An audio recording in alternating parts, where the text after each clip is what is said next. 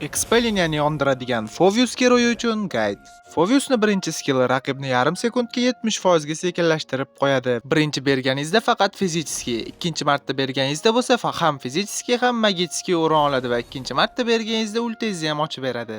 Ikkinchi skillga keladigan bo'lsa, u fizический o'rin oladi va dushmanga berganingizda ozgina uni havoga ko'tarib kontrol beradi. Ikkinchi skillni tekkizganingizda ultingiz ochiladi va shuning uchun uni ko'pincha ulta ochish uchun ishlatishadi. Ultasiga keladigan bo'lsa, uni zo'r tarafi uni KD'si yo'g'ini ochish uchun skilllaringizni tekkazishingiz yoki passivkangizni tekkazishingiz kerak bo'ladi. Ulta berganingizda Fovius shunaqa havoga ko'tarilib dushmanni uradi va har urganda 50% HPsini va yo'qotilgan 6% HPsini tiklaydi. Agar dushmanlar ko'proq bo'lsa, 80% ga kamayadi.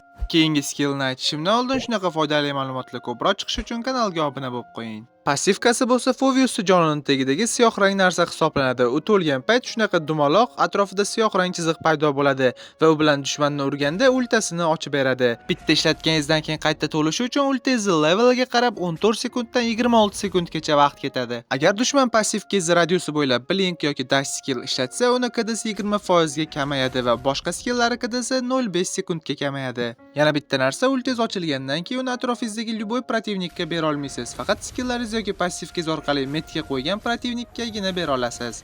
Shuning uchun ehtiyot bo'lish kerak. Agar fight payti bitta xato qilib ulta berib yorsangiz, keyin fightdan chiqishingiz qiyin bo'ladi.